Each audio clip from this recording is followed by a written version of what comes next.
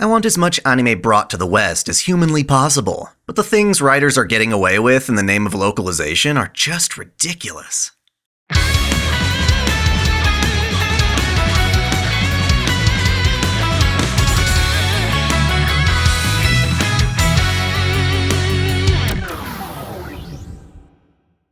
Welcome back to OtakuDaiKun. Dai here. Today we're going to talk about the difference between localization and translation, and whether localization is as valuable as many claim it to be.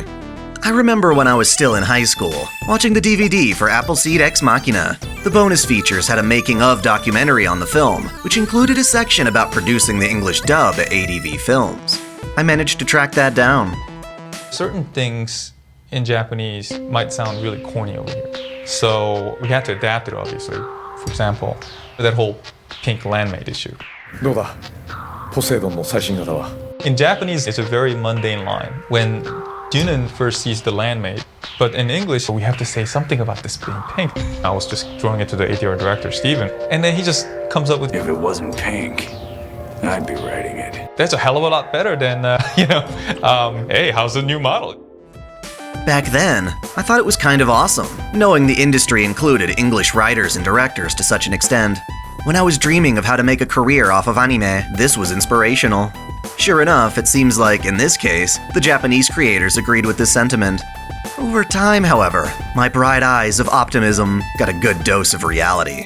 For me, that started when Sentai Filmworks screwed up the dub for Clannad After Story, failing to coach actors on how to properly pronounce Ushio. Ushio. We can use the character for Tide. Ushio. Yep. Oddly enough, David Matrenga, the same guy who said in an interview for ADV that he likes to follow the Japanese voice as much as possible. I always listen to the Japanese because the voice of the Japanese actor can give you ideas, it can give you fuel. Can't so much as mimic the name of his fictional daughter. So it's Ushio Okazaki, huh?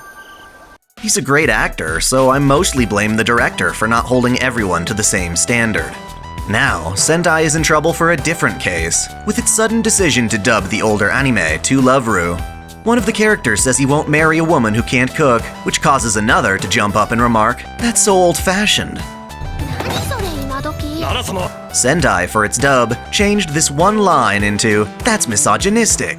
That's misogynistic! Which, in light of the censorship and agenda pushing facing most modern localization, has caused way more upset than it ever would have in previous years. This is nothing new for dubbing. It's what industry professionals are accustomed to. Companies used to be praised for their creative control over a work, such as with that Appleseed clip, or the hilarity of dubs like Ghost Stories or Golden Boy. Dubs like that are fun, and I have fond memories of them, but I think localizers have let that go to their heads. Nowadays, anime fans are way more informed than they were before. The fact that this To Love Ru controversy has spread so far is proof of that. Fans are demanding more authentic localizations, free from any sort of changes. We want to be sure that what we get is the same thing Japan does, and this concept goes against what many localizers have pridefully considered their goal for decades. It's a subtle difference that really matters. Localizers want to give viewers an equivalent experience, but not the same content. For instance, if the Japanese script makes a joke, like a pun that only works in one language, writers will try to invent a joke in English that's meant to have the same effect. That's fair, and generally pretty tame. But taken to its extreme, we get things like rice balls being turned into jelly donuts. After years of being hit by these jarring changes, the modern anime fandom has reversed its standard for localization completely. We don't want an equivalent experience, providing that's mostly been a futile effort anyway. Rather, we want the tools to understand the same content as Japan, even if it doesn't have the same cultural relevance internationally. So if a show mentions rice balls and we're not familiar with them, keep them in there anyway. It's a learning experience. While not everything in an anime is going to come off as typical or conventional in our daily lives, beyond that lies an experience that not even the Japanese can have: exoticism. There's an inherent fascination with things that are foreign or unknown. It's exciting for Westerners to hear stories of samurai or ninja, much like it's exciting for the Japanese to experience tales of the Wild West. In order to get that exotic thrill, anime fans are typically more than willing to endure some culture shock. Onlookers might find it weird, But the fans who sit themselves in front of authentic anime long enough tend to accept these things and often find them endearing. Essentially, the current demand we as fans have of localization is not to have an equal or parallel experience, but rather to have a sincere effort to help us overcome the language barrier. In short, scrap localization in favor of translation. Obviously, translation isn't always a one-to-one process. If it were, I wouldn't have had to make a video explaining the relationship between Shinji and Kaoru from Evangelion. Creative interpretation is needed so that translations come off as genuinely conversational. No one's denying that. Spanish, for instance, has phrases like tengo hambre, which literally means I have hunger. Nobody says that in English, so we approximate it to I'm hungry. Japan's filled with things like this too. However, we as fans should rightly be tightening the leash on writers so they don't change significant or fundamental information, even if done in earnest. The fear of awkwardness should never intervene on our understanding of what's truly being said. When talking about this topic years back, someone defending localization freedom presented this clip from Street Fighter V as an example of stilted, dull dialogue. Here, Ryu, Ken, and their mentor Gouken speak of the philosophy of training in martial arts, and admittedly, it does sound a little strange. Ryu, you'll never find the answer you're seeking if you just proceed blindly. Take some time. Stop and think on your path. Ponder where you've been and ultimately where your fist will lead you. Ponder my fist? If you keep loafing around like you are, Ryu will get ahead of you. I understand that, Master. I'm gonna work harder and become much stronger. Looks like you got laid out again, huh? Anyway, it's amazing how you always find great places like this. Settings like this help me concentrate. Oh, hey, you recovered already. Yes. Ken, if it's no trouble, would you practice with me a while? I want to take another look at my fist. That thing that Master was saying? The essence of the fist is the core of fighting. Right? Sure thing. Let's get to it. However, this strangeness is to be expected, and I appreciate this sort of translation. The phrase ponder my fist is abstract, but that's how it's supposed to be. How does Ryu conceptualize his training? What is his cognition? Perhaps we as gamers don't think of martial arts in this way, but it's just as much our job to understand as Ryu's. If you feel the need to take these lines and make them sound smoother or more natural, then that instinct of yours is actually detrimental to what modern anime fans want. To understand another culture, we have to be able to step beyond our own boundaries. A well-done example of this was in the anime Ayori Aoshi, dubbed by Pioneer. Honorifics were an important part of the story, and so the dub has Aoi call her lover Kaoru, Kaoru-sama. Oftentimes, honorifics are omitted from dubs, but here it was nice. The anime didn't explicitly define what sama meant, but it did lead to me researching it and finding out that it's tradition for a Japanese bride to refer to her husband in high regard. That nuance would have been lost if they didn't keep that in. Thus, an anime voice actor should be informed or directed on how to pronounce honorifics. Sadly, this wasn't the case for Steel Angel Kurumi 2, where the actors kept saying Kurumi-chan, as in channel instead of chan. If your localization team can't even get that right, then it's a sign of potential danger. In an attempt to give us an equivalent experience, Nintendo Treehouse decided to change the mechs in Xenoblade Chronicles X from dolls into skells. Defenders of this change insisted that the term doll was perhaps too effeminate or fragile in English, because we associate dolls with a girl's plaything, not a robot. But that idea ticks me off. So, deal with it. The only way fans are going to start relating dolls with mechs is to normalize it, not hide it away with a more bizarre term. Again, embrace the unnatural. It can be done. To prove it, just look at the wild phenomena that was Pokémon. While that dub had some pretty heavy localization, the one element that remained the exact same in all countries was Pikachu. What the fuck's a Pikachu?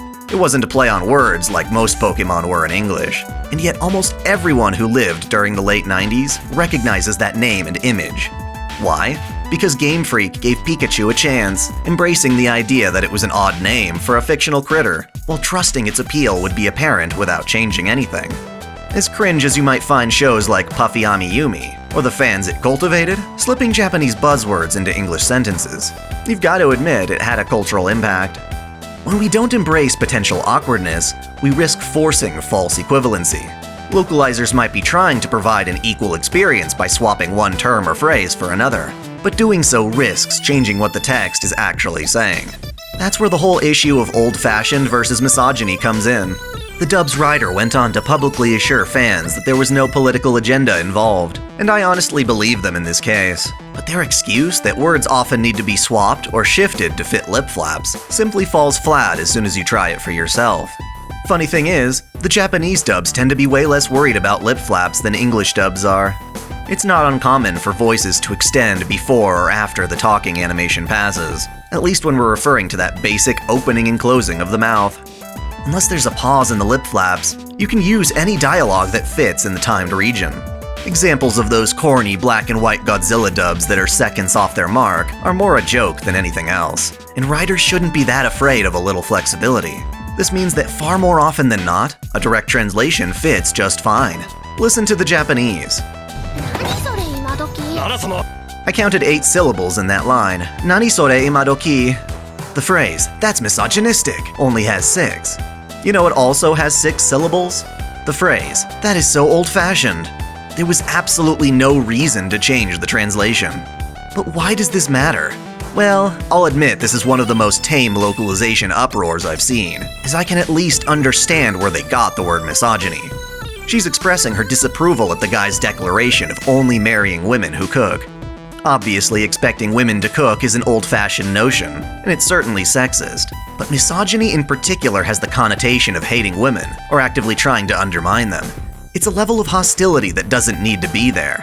What she's saying is more akin to, "Get with the times," and less, "Stop hating women, you jerk." It's about as different as the tonality between the voice actors. In Japanese, she sounds like she's whining, almost pouty. Whereas in English, she's just yelling in an accusatory manner. I'll admit this difference is minor, but if we can understand this one incident, we can better understand all other localization changes. Funnily enough, years prior, the very same English voice actress, Cynthia Martinez, delivered another localization oopsie with ADV's dub of Air TV. She played the winged girl Kanna, who is struck down by a hail of sacred arrows. In her final moments, she cries out to the man who fought to protect her all this time, "Ryuya dono."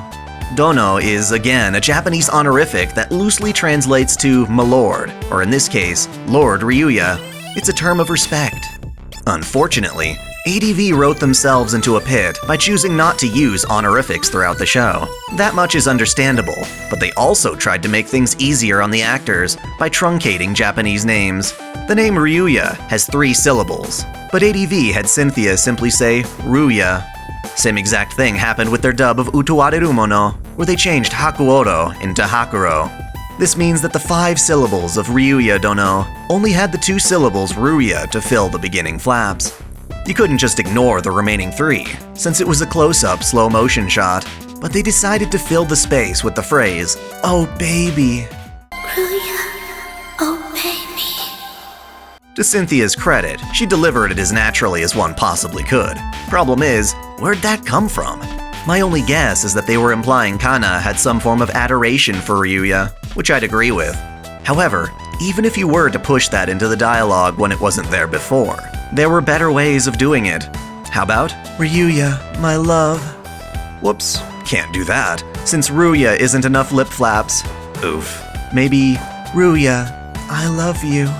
What I find hilarious is that if you mute the audio and just watch the lip flaps, they could have gotten away with just 4 syllables, since the first lip flap is kind of extended, and her dialogue doesn't even match the lip flaps to begin with.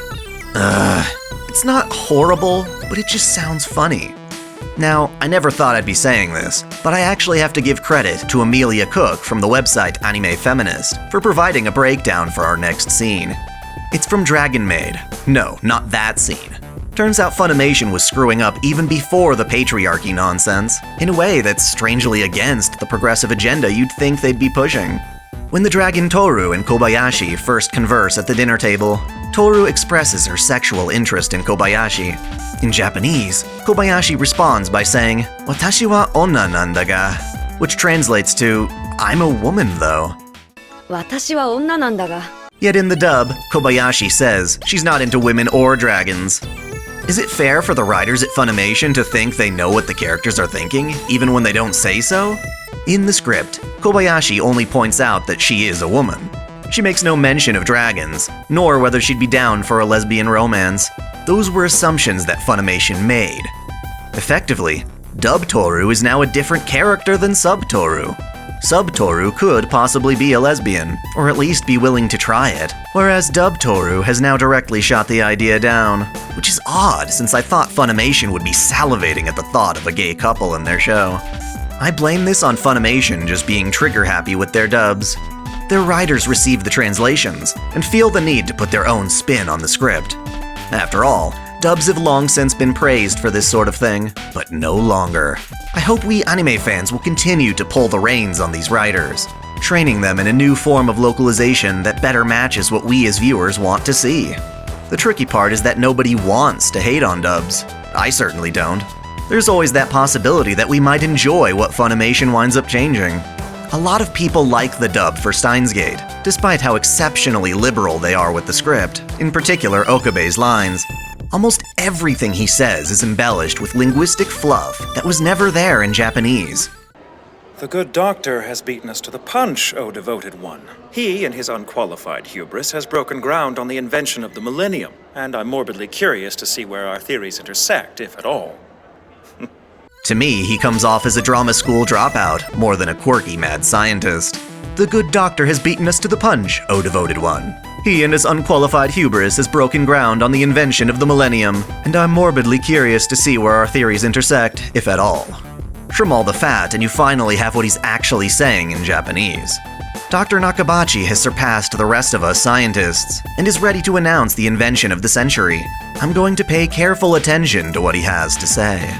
Even if you like Okabe's English dialogue, it is jam-packed with inferences and assumptions that shouldn't be there. Oh, devoted one? He's not supposed to reference Mayuri in this particular line. Unqualified hubris. They haven't yet developed that Nakabachi is an asshole or anything else about his personality, nor does Japanese Okabe demonstrate any clear disdain for him yet. A century and a millennium are literally a whole order of magnitude apart, which you'd think a scientist would know better. And the thought of being curious where their theories intersect implies that Okabe too has a time travel theory, which is yet to be revealed. All of that is blatant misinformation. Enjoy the dub if you wish, but do be aware that the same mentality that jumps from old-fashioned to misogyny, or dono to oh baby, is what allowed Steins Gate's bizarre dub to exist. So yeah, even if you enjoy dubs, this is important. As much as I enjoy the dub of High School of the Dead for how it handles profanity, both starting and ending with lines containing fuck. What the fuck's going on? With a fucking bang. That doesn't mean localizers should get too cocky, or that we should be too complacent. Otherwise, you might just wind up with crap like this. So she lives here with a friend of hers, isn't that right? Who is she? Sarah fucking Palin? Thanks for watching. If you enjoy this channel, help me beat the algorithm by liking, commenting, and sharing the video, subscribing to OtakuDaiKun, and most of all, smashing that notification bell as if it were your waifu. That way you'll never miss out on all of my anime content, lore videos, live streams, and Holy Waifu Wars polls. My vids are struggling to get featured, so that bell is absolutely critical. If you want to support me directly, check out my Patreon, or consider donating via Super Chat. And as always, celebrate your fandom.